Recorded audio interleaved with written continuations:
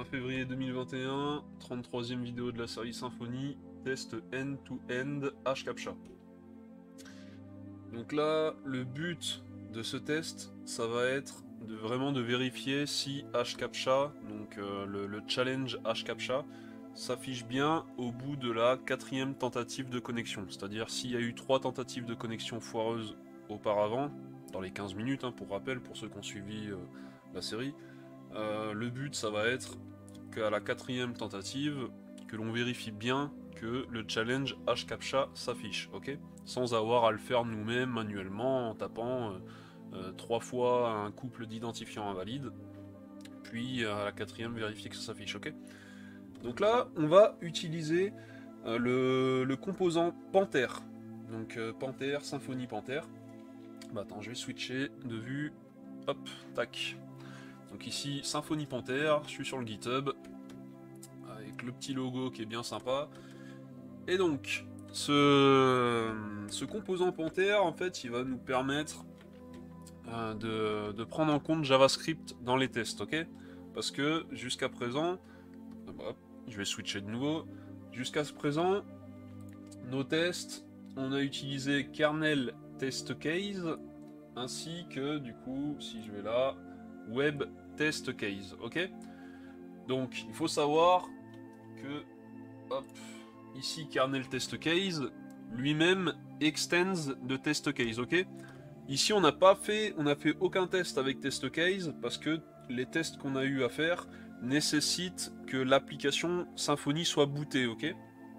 Si c'est juste des tests bidons, tu veux vérifier que, je sais pas moi, une regex fait le boulot et que t'as pas besoin de booter l'application Symfony, tu vas utiliser test case, ok? Si tu as besoin de booter l'application, tu vas utiliser kernel test case. Et enfin, si tu veux du coup mimer, attention, c'est pas des vraies requêtes HTTP, mais si tu veux mimer des requêtes HTTP, tu vas utiliser web test case. Donc web test case, tout simplement, il va te créer des objets avec HTTP Foundation, donc des objets request et response, du coup, pour exploiter les éventuelles réponses suite à une requête fictive, ok? Maintenant, ce qu'on veut faire, nous, c'est vraiment tester, donc du coup, la chose avec un vrai navigateur, donc avec des vraies requêtes HTTP, et du coup, prendre en compte JavaScript. Parce que là, par exemple, dans le web test case, à aucun moment on ne prend en compte le code JavaScript. C'est vraiment que du pur PHP ici, ok? Donc, c'est là qu'intervient, du coup, Panther. Hop, une fois j'ai fait mon blabla dessus, on va pouvoir parler de Panther. Alors, Panther, déjà pour l'utiliser, on va devoir, hop, faire cette petite ligne de commande là qui va bien. Hop, je viens là, et je viens copier donc du coup composer rec, le flag dev, Symfony Panther. On installe ça, hop, c'est assez rapide. Ceux qui tournent sous Linux, ça sera encore plus rapide probablement. Allez. Donc attends, hop, on va switcher de nouveau. Donc une fois qu'on a fait ce composer rec dev Symfony Panther, ici ils nous disent d'installer du coup les Chrome Driver et Gecko Driver. Donc Chrome Driver pour le navigateur Chrome, Gecko Driver pour le navigateur Firefox, ok? Donc il nous propose ici du coup d'utiliser cette librairie qui va faire le boulot pour nous. Donc je copie ça, je switch. Je vois qu'il a toujours pas fini son autoload file. Ok. Bah dis donc, qu'est-ce qu'il est long. Quand tu veux.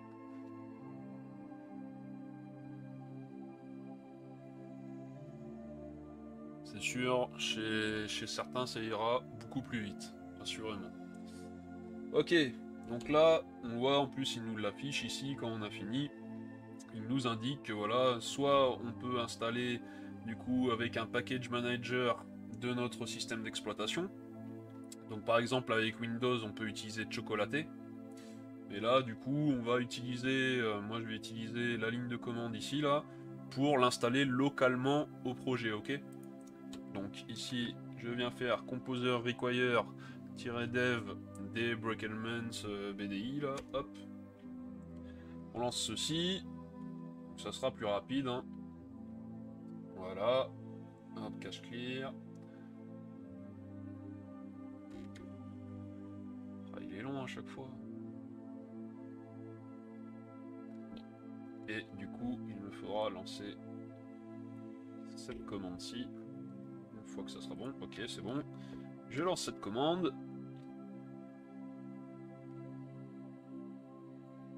Et hop, là, qu'est-ce qu'il me dit? Il me dit que Chrome Driver a été installé dans un dossier drivers. Donc drivers, on va aller voir ça. En effet, on a un dossier drivers. Et ici, on a un Chrome Driver.exe et un Gecko Driver.exe. Nickel Chrome. Donc là, on est bon. Hop. Je reviens au niveau de la documentation. Donc ensuite, là, ils nous disent registering the PHP unit extension. Ok. Donc il nous dit de register l'extension Panther en ajoutant ces lignes de code là à phpunit.xml.dist. Donc je vais récupérer ceci. Hop. Switch. Je me rends dans phpunit.xml.dist et je vais me le mettre, tout en bas. Tac. Attention. Hop, l'indentation. Donc voilà, on a fait ceci. Hop. Tac, tac, tac. Testing, ok. Ok. Donc là, pour l'instant, on va rester du coup à ce niveau-là. Alors, hop, je switch. Et moi, ce que je vais faire, du coup,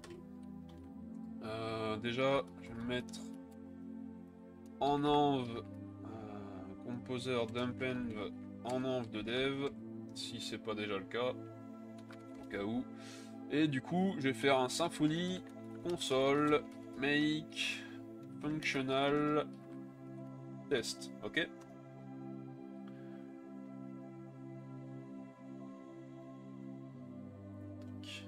Alors, comment on va l'appeler? Bah, ça va être security controller test, ok?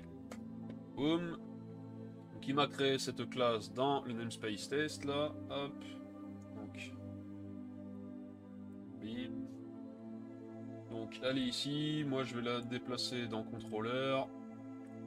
Et du coup ici, je pense bien à modifier le namespace en rajoutant contrôleur, ok? Hop, je vais fermer ça pour l'instant. Donc qu'est-ce qu'on voit ici du coup? On voit que en créant un test fonctionnel, il extends du coup non pas de web test case comme c'était le cas avant, mais de Panther test case. Donc ça pose aucun souci parce que Panther test case extends lui-même de web test case, ok? Donc ici, l'utilisation de cette méthode create client ne posera strictement aucun souci, hein. Mais nous, on va pas utiliser cette méthode-là.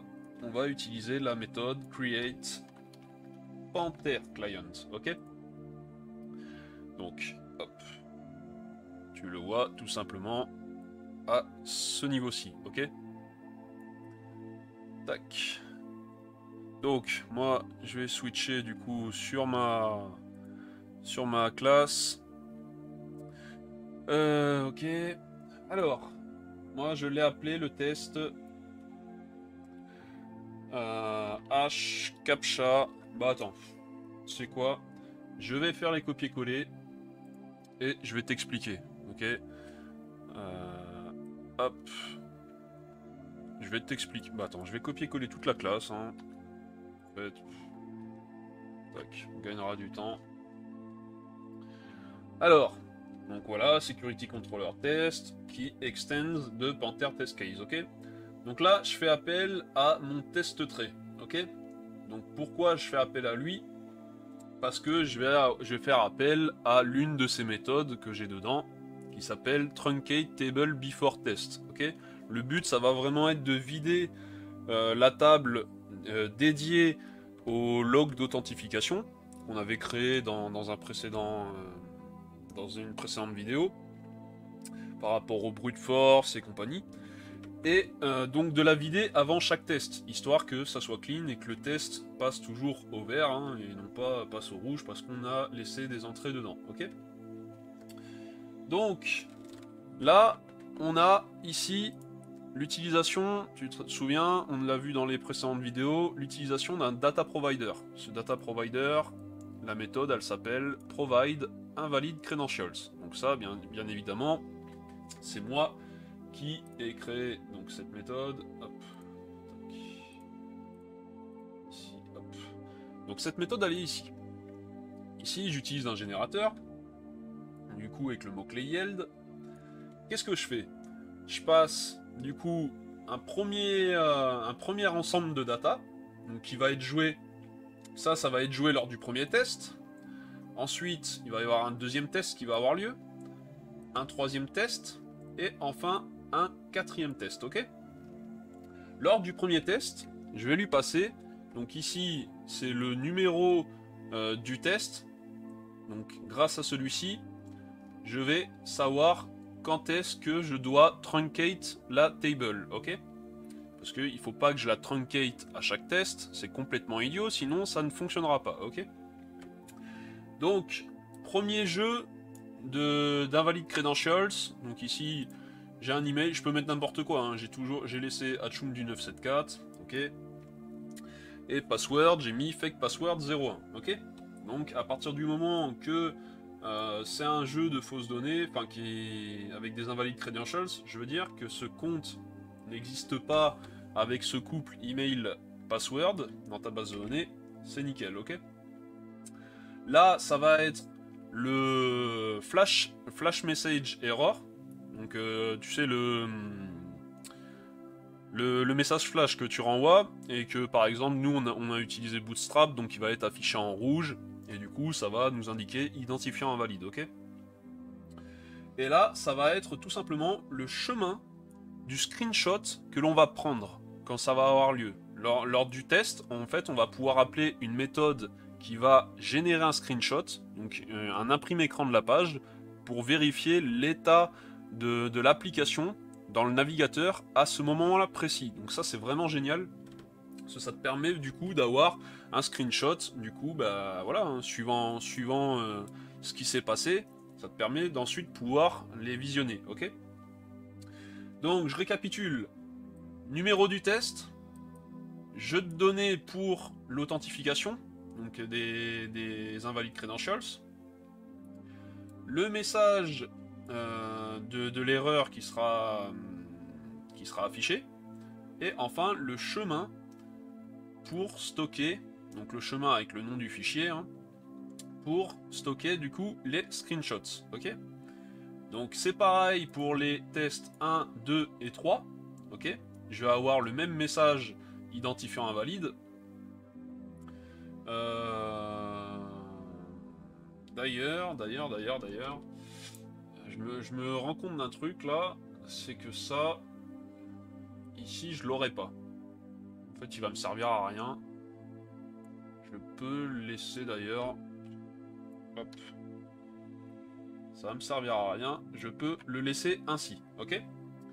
Donc, ce qui va changer, du coup, pour le coup, ça va juste être dans le quatrième essai, donc l'essai où hCAPTCHA est censé être affiché sur la page. Bien là, du coup, je vais nommer du coup le fichier hCAPTCHA Guardian, ok? Tu le nommes comme tu veux, bien évidemment, hein. Mais là, donc, on aura un screenshot de la première tentative foireuse, un screenshot de la deuxième tentative foireuse, un screenshot de la troisième tentative foireuse, et enfin un screenshot démontrant l'affichage de hCAPTCHA sur la page lors de la quatrième tentative, ok? Donc c'est un comportement normal.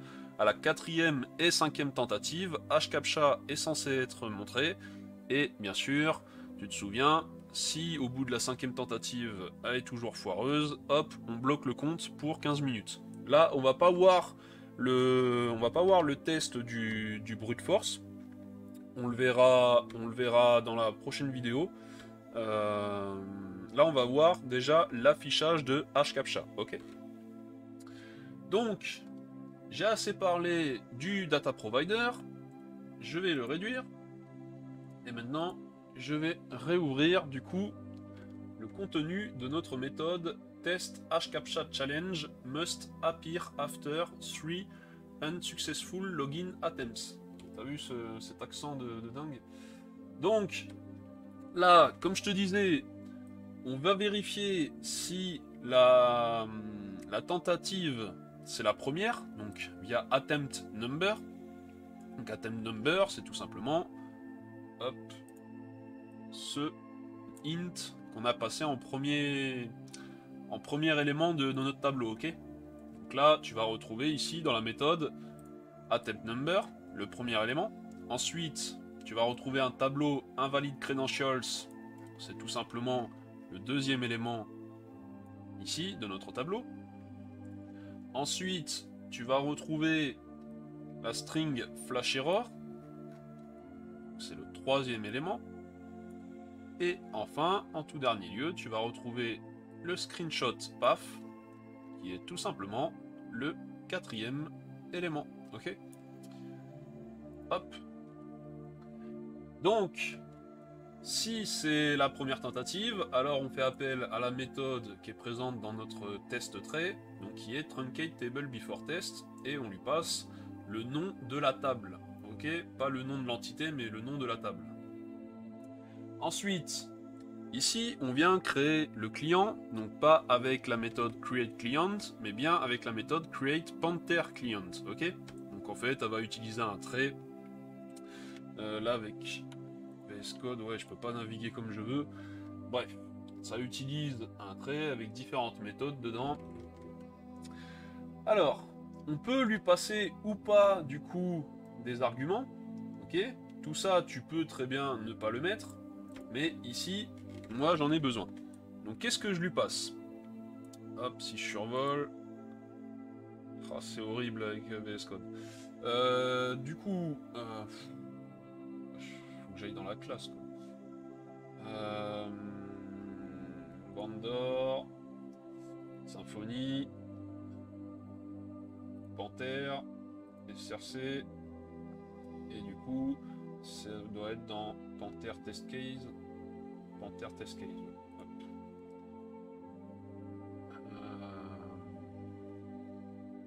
Ouais, c'est pas ce que je voulais. Panther Test Case trait. Voilà. Donc les fameuses options, donc les fameuses options qu'on peut passer en premier argument ici. Hop. Ici on peut passer un premier tableau. Et ça correspond à ces options-là qu'on peut lui passer, ok? Moi, je lui ai passé external base URI pour lui donner l'URI sur laquelle je démarre le serveur Symfony, ok? Donc 127.0.0.1 sur le port 8000. Hop, ici, en HTTPS. Je lui ai passé une clé browser. Browser. De base, ça tourne par défaut sur Chrome, ok? Donc là, j'ai mis Firefox, c'est pour t'expliquer après, hop, ceci, ok? Et j'ai mis quoi d'autre? C'est tout pour les... Ben, c'est tout. Ensuite, là, je sais plus, c'est les kernels... Où est-ce que je vais le voir? Bref, je vais pas m'étendre dessus, bref, j'ai rien mis de toute façon. Mais c'est les options pour le kernel. Donc normalement, tu as l'environnement et le debug. Tu as deux valeurs que tu peux spécifier. Enfin, deux clés que tu peux spécifier. Environnement ou debug. Ok. Et ensuite, ici, c'est les options pour le manager. Il me semble que c'est ça. Et donc là, je lui passe une option. Capabilities. Et là, je lui dis Accept Insecure Certs. Ok. Pourquoi je fais ça? Parce que tout simplement, Firefox, quand tu lances du coup les tests que tu lances les tests avec Firefox, il faut lui indiquer qu'il doit accepter les certificats auto-signés, ok? Parce que Firefox, lui, il aime pas ça. Si c'est Chrome, tu n'as pas besoin de lui passer du coup ces options-là en dernier argument, ok? On va le voir tout ça de toute façon. Donc, ensuite, bon ben, client follow redirects, suit les redirections. Ici, ce qu'on va faire, on va lui dire, ben, va sur la route login en méthode get, ok? Et donc, quand tu arrives dessus, tu dois retrouver, du coup, comment dire? Un titre H1 qui contient le titre m'authentifié, enfin le texte m'authentifié pour accéder à mon espace. Je suis en train de penser que j'ai pas lancé Symfony Serve. Si, je l'ai lancé peut-être. Non, je l'avais pas lancé. Alors attends. F3, tac. 127.0.0.1 8000. Tac. Hop, je reviens là. Tac.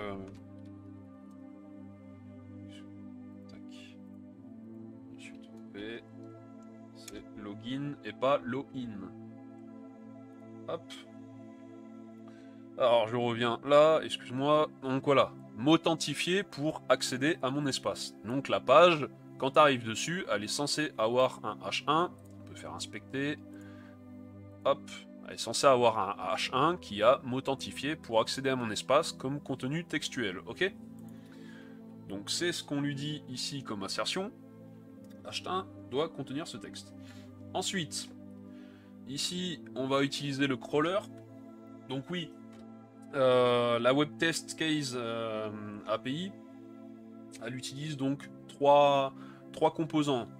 Donc elle utilise du coup le DOM crawler, CSS selector et BrowserKit. Donc là du coup on va utiliser DOM crawler du coup pour sélectionner un formulaire sur notre page.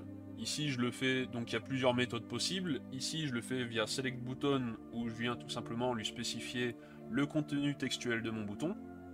Et ensuite je récupère le formulaire ici auquel je passe du coup mes données. Donc invalid credentials, c'est du coup les invalid credentials que j'ai mis dans le data provider, donc le faux email et le faux password, ok? Donc là on va se connecter comme bouton.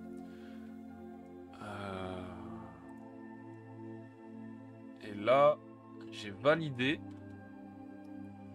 J'ai oublié de modifier parce que normalement j'ai se connecter quand j'ai le formulaire HCAPTCHA. Donc on va aller modifier ça. De toute façon, si j'ai cette erreur et que tu as suivi à la lettre le tutoriel, tu l'as probablement aussi. Donc on va se rendre du coup dans Template Security Login. Ah, j'ai pas installé d'extension. Bref. Et du coup, alors c'est où? Alors.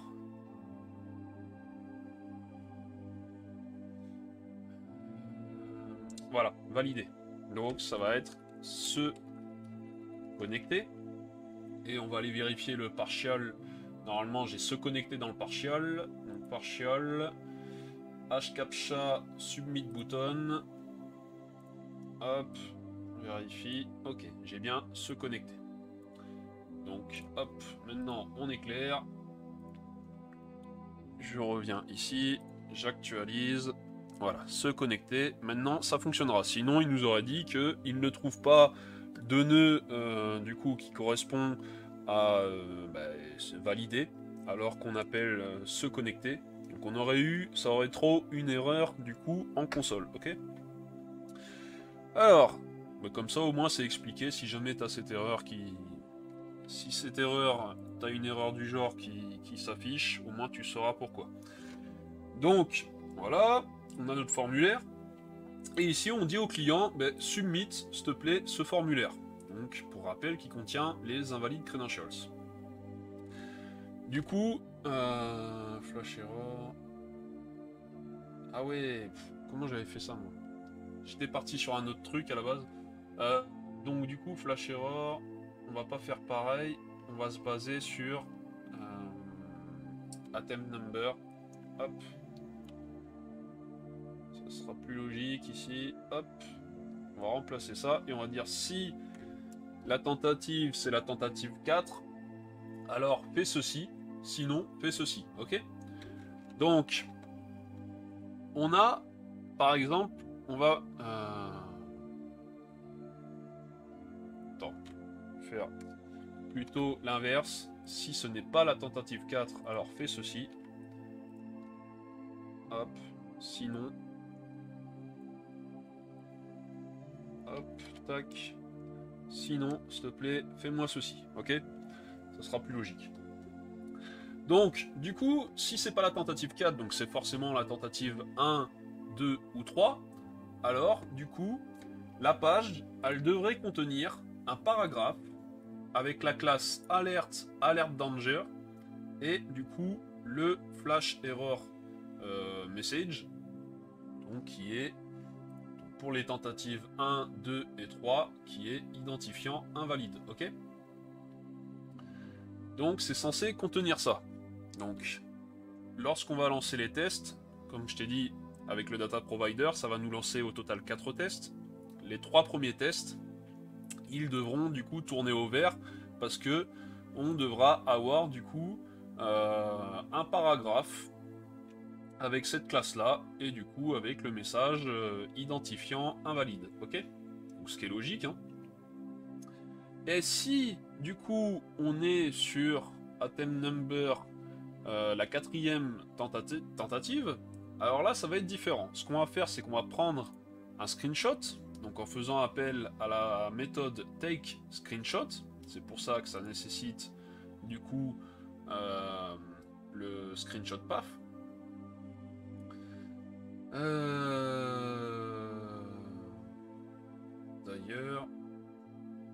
D'ailleurs, pourquoi je le rajoute là? Bon, je vais le laisser là. Au pire, ça l'écrase de toute façon après. Mais bon, je verrai tout à l'heure. Donc là, ensuite, je fais un try catch. Pourquoi je fais un try catch? Parce que ici, je vais faire appel à une méthode wait for. Donc wait for, en fait, c'est pour tout simplement, justement, c'est pour le JavaScript. C'est que là, le truc, quand tu vas du coup tenter du coup la 4e tentative de login, eh bien, quand tu vas cliquer sur se connecter, tu vas avoir une iframe de hCAPTCHA qui va être intégrée du coup avec le fameux challenge hCAPTCHA là où tu dois cliquer sur des images, le truc bien chiant, tu vois. Eh bien, du coup, ça ne fait pas partie, ce n'est pas généré server-side, ce n'est pas généré par ton application Symfony, on est d'accord? Donc quand tu vas, du coup, cliquer sur ce bouton, ça va être généré en JavaScript. Donc c'est pour ça qu'ici, on doit spécifier la méthode waitFor.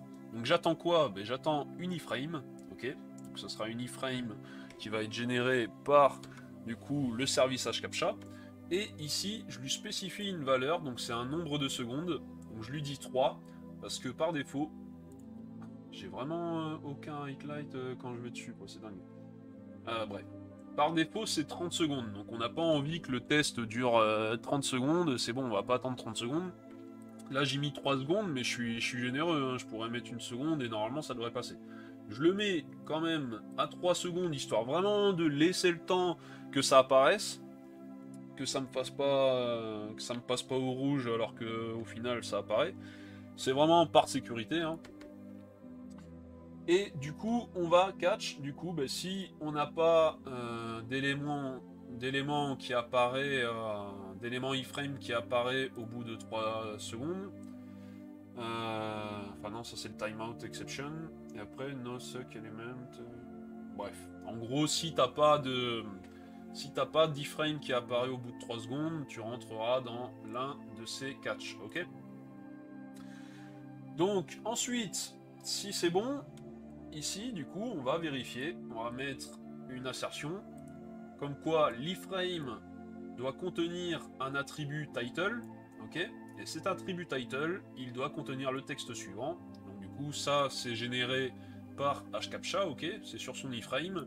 il y a un title widget containing checkbox for hash captcha security challenge. Ok? Donc si j'ai ça dans ma page, c'est que forcément le hash captcha du coup challenge est apparu. Ok? C'est pas moi qui viens mettre ça. J'ai aucune iframe moi de base sur la page. Ok? Et ensuite, bah voilà, j'ai mon text screenshot, mais du coup, celui-ci, il est peut-être inutile du coup. Donc, j'espère que tu as suivi jusqu'à présent. Alors, tac, tac. Donc là, je vais lancer le test.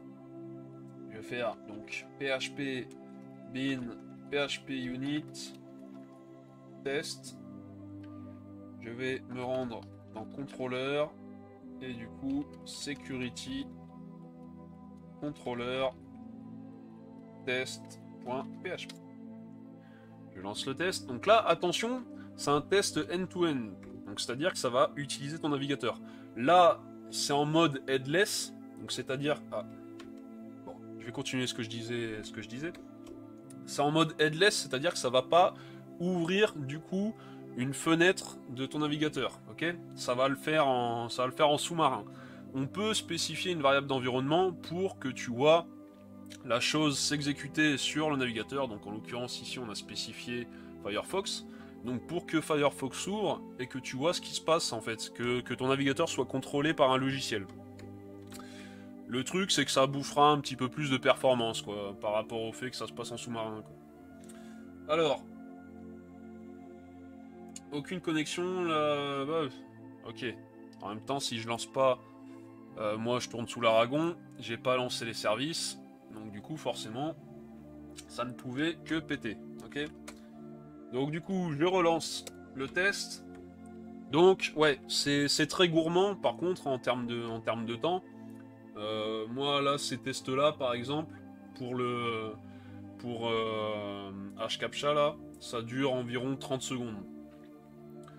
Mais à savoir que si toi tu te mettais à... Ben voilà, hop, nickel chrome, ça passe au vert, parfait.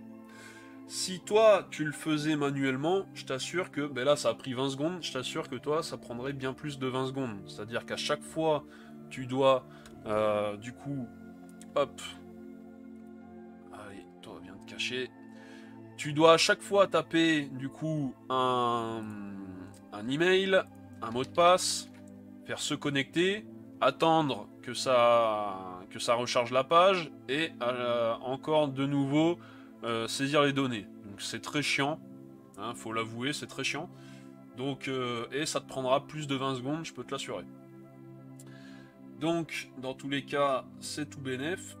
Et surtout, tu t'embêtes pas, quoi. Tu peux lancer plusieurs tests du genre sans t'embêter. Après, toi, aller naviguer sur les différentes routes de ton application pour vérifier toutes ces choses-là.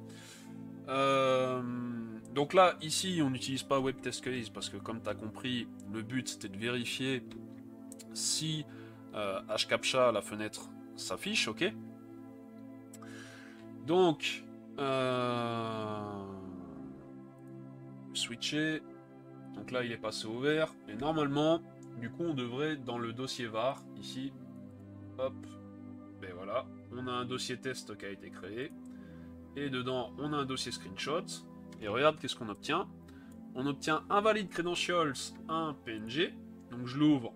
Voilà ce qui s'est passé lors de la première tentative. Donc ça a été fait via logiciel. Hein.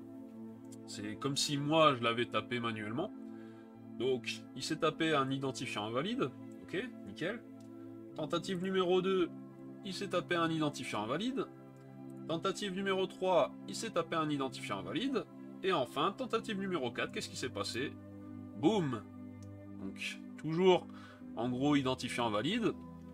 Enfin, même pas, non, c'est... Enfin, bref. C'est avant... Qu'est-ce que je dis? Je dis une bêtise. Là, il n'y a pas d'identifiant invalide, vu que t'as pas pu encore accéder à la... Dans le login form authenticator, t'as pas pu encore accéder à la vérification du mot de passe, ok? Donc normalement, on va aller le voir.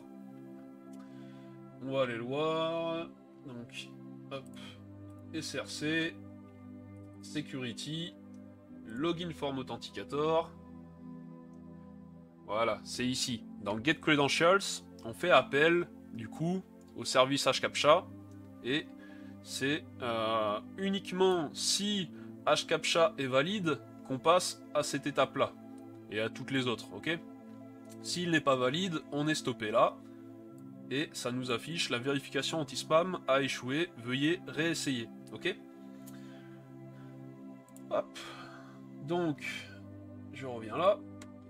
Donc là, du coup, à ce moment-là, eh bien, même si l'utilisateur, par exemple, a désactivé JavaScript dans son navigateur et qu'il va faire se connecter, eh bien, dans tous les cas, vu que hCAPTCHA ici n'aura pas été validé, il n'ira pas plus loin dans le processus d'authentification. Nickel Chrome. Donc là, on est bon, nickel. Donc je vais en relancer un. Donc là, pour info, donc tu vois, c'était veuillez cliquer sur chaque image contenant un bus motorisé. Donc on va des bus, nan. Et on va relancer le test. Et normalement, ici, on devra avoir du coup des images hCAPTCHA complètement différentes. Donc, hop, je relance le test.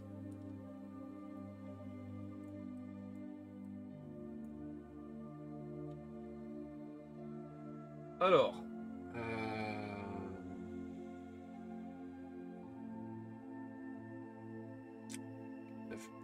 ah mince, ok, je vois pourquoi il me met ça. Il faut du coup passer en environnement de test. Je suis resté sur un environnement de dev tout à l'heure, il me semble. Donc là, je me remets en mode test. Hop, je lance les tests. Tant pour moi. Parce que du coup, là, en fait, ce qu'il a fait, c'est que... Attention, hein, parce que là, il a été, du coup, modifié ma base de données de dev. Ok? Donc là, dans le cas présent, pas de souci. J'ai juste truncate, du coup... j'ai juste truncate ma table offlogs. Mais attention à pas aller... bien que ça reste une base de données de dev, t'es pas censé avoir des données importantes dans une base de données de dev. Mais bon, ça peut être embêtant que ça t'efface des choses que tu ne souhaiterais pas effacer. Donc là, c'est bon pour le test. Donc, par exemple, je vais le voir. Et tu vois ici, c'est un train. Tout à l'heure, c'était un bus. Là, c'est un train maintenant qu'il faut cliquer. Donc là, je vais le relancer par sécurité pour voir que ça se passe bien sur ma base de données de test. Donc que je n'ai pas l'erreur qui avait eu lieu là. Normalement, je devrais du coup avoir les tests qui se lancent. Enfin, qui passent au vert, excuse-moi. Voilà. Ça semble bon, voilà. C'est bon. Donc ça va passer au vert. Boum, ok, nickel. Et là, on voit donc, hop, hCAPTCHA Guardian. Bon, c'est toujours un train du coup. Donc, on va pouvoir du coup voir d'autres choses. Parce que là, on le fait en mode headless, comme je t'ai dit. Donc, hop. On le fait en mode headless.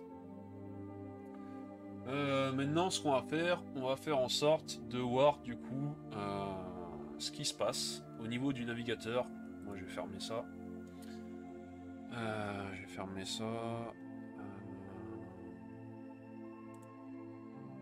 C'est ça. Tac. Hop.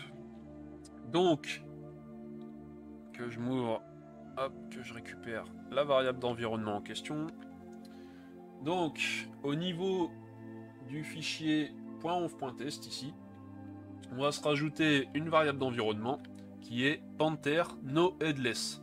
Donc noHeadless, en gros, au contraire, ne fait pas les choses en sous-marin. Et pour ça, du coup, il faut lui passer la valeur 1, ok, pour true. Donc à présent que ça, on a spécifié à true, on va pouvoir voir l'action sur notre navigateur.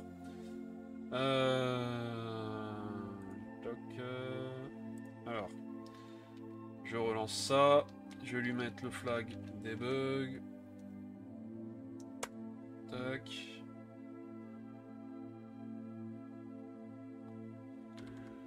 est-ce qu'il va me lancer ça?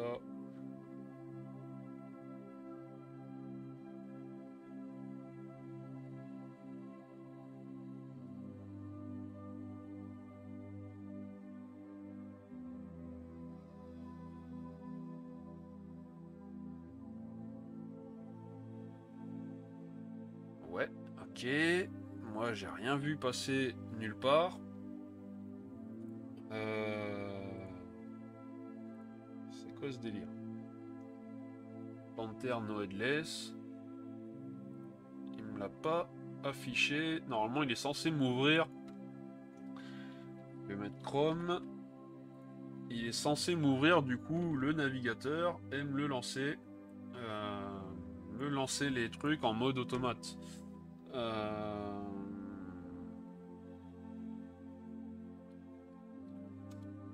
Alors. Je vais enlever le mode debug, je vais mettre test docs là. Je vais relancer, on va voir si avec Chrome ça me l'ouvre. Tout à l'heure j'avais strictement aucun problème pour l'ouvrir. Enfin je voyais du coup les. Ok, DevTool Listening. Nanana. Est-ce qu'il va me l'ouvrir quelque part?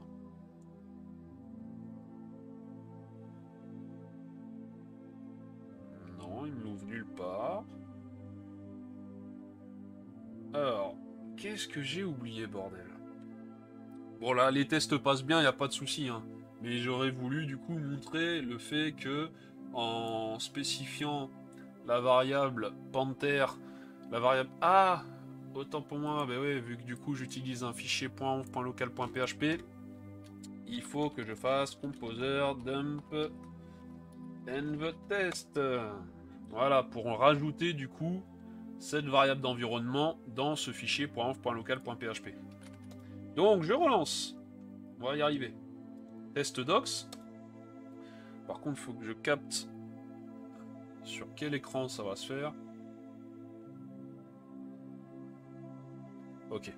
Donc là, tu vois, ça m'ouvre Chrome. Donc tu vois ici, Chrome est contrôlé par un logiciel de test automatisé.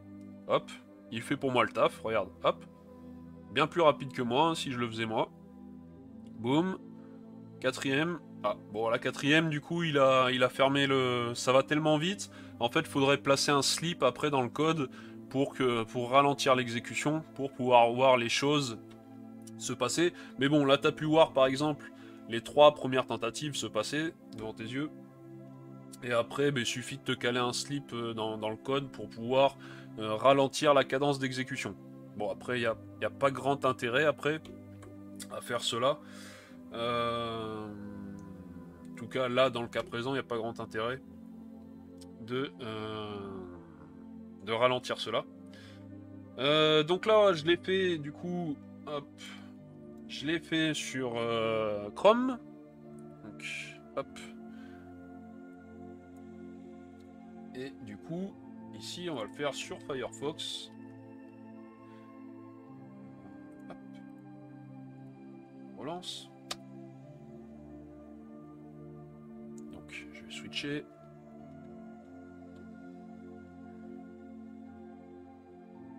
Donc là, ça m'ouvre le navigateur Firefox.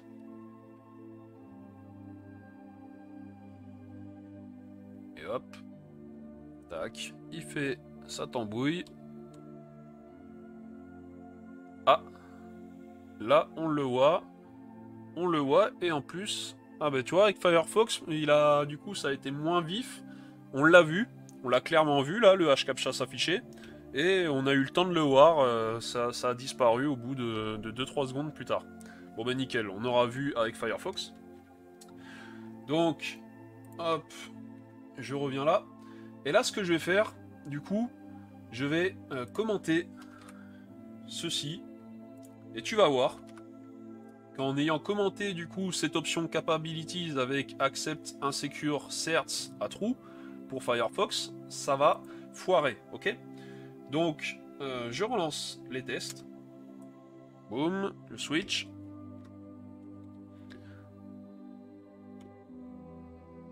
Bon là, la vidéo, moi je t'explique les choses. Hop là, mais tu vois, ça a vite fermé. Hop, c'est clair. Et là, tu vois, ça passe au rouge. Et ça te dit Facebook WebDriver Exception Insecure Certificate Exception. C'est pour ça qu'ici, il faut, pour Firefox, du coup, lui spécifier cette option. Parce que là, tu vas voir, je vais mettre Chrome. Je mets Chrome, je relance le test. Ouais, je te disais, là, bon, bah, je suis à 45 minutes de vidéo parce qu'à chaque fois, je prends le temps de t'expliquer, de réexpliquer et tout. Bien sûr, toi, quand tu vas mettre en œuvre, ça ira beaucoup plus vite hein, après. Enfin, quand je mets en œuvre, ça va beaucoup plus vite après, quoi. Et voilà, tu vois que pour Chrome, du coup, ça se passe correctement, mais que quand tu veux utiliser Firefox, ici, comme navigateur, il te faudra, du coup, hop, spécifier, du coup, cette option, ok, en troisième argument. Donc ben voilà, je pense que j'ai fait assez de blabla comme ça. J'ai donné un exemple sympa du coup avec l'utilisation de HCAPTCHA, mais du coup, Panther là du coup, ça va vraiment être pratique à partir du moment que voilà, tu fais pas appel à une application tierce. Parce que là j'utilise HCAPTCHA, j'ai pas de contrôle dessus en soi, hein, c'est eux après qui injectent leur iframe et compagnie. Mais si toi par exemple, dans ton application, je sais pas, par exemple en JavaScript tu joues avec le fait d'activer ou désactiver un bouton, donc en lui attribuant l'attribut disabled dynamiquement, en fonction des champs qui sont remplis. Par exemple, ben ça tu vas pouvoir le tester, du coup. Tu vas pouvoir tester tout plein de choses après avec de l'interaction JavaScript si tu fais des formulaires vraiment purement JavaScript.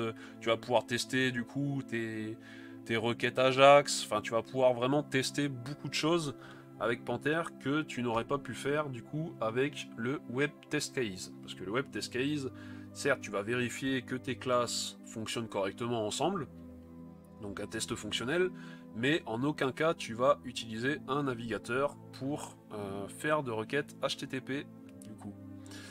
Bon bah allez, trêve de bavardage, j'espère que cette vidéo t'aura été d'une grande utilité.